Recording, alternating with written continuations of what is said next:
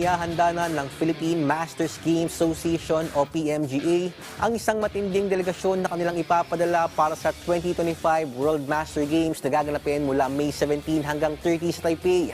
Alamin ang buong detalye sa report ni teammate Paulo Salamatin. Kumpiyansa ang Philippine Masters Games Association o PMGA sa pagbuo ng malakas na koponan na kanilang ipapadala para sa magaganap na 2025 World Masters Games mula May 17 hanggang 30 sa Taipei, Taiwan. Sa naganap na Philippine Sports Writers Association Forum kamakailan sa Maynila, sinabi ni PMGA President Attorney Alberto Agra na nasa 42 atleta na hindi bababa sa 35 taong gulang ang kumpirmadong sasabak sa 10 sports disciplines. Lalahok ang Pilipinas sa mga larong gaya ng basketball, athletics, taekwondo, fencing, archery, triathlon, table tennis, swimming, weightlifting at fun run.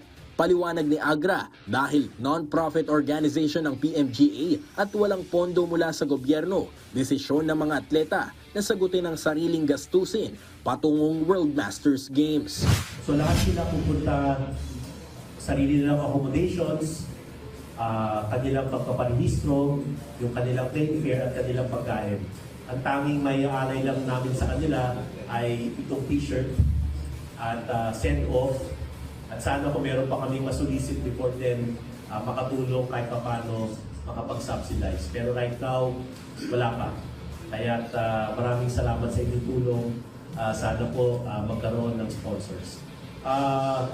And alam nila yun. Hindi namin sinabi sa kanila na being part of the PMGA delegation will mean you will get an X amount. They know that. So yun nga ako nagpapasalamat kahit na walang financial assistance from anyone. Seryoso silang lumahok sa Taipei. Si Agra rin ang nasa likod ng Masters Pinoy na dating tandang Pinoy na nagbibigay ng pagkakataon sa mga atletang lampas 70 taong gulang na.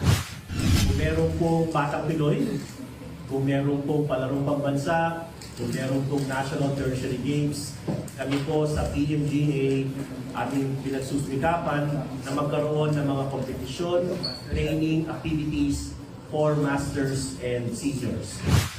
Upang mas palawakin pa ang kanilang adhikain, nakatakdang makipagtulungan ng PMGA sa iba't ibang National Sports Association sa bansa tulad ng arnis, swimming, squash, triathlon, cycling, canoe-kayak, rugby, pickleball, paddle, trail running at obstacle sports. Paulo Salamatin para sa Atletang Pilipino, para sa Bagong Pilipinas.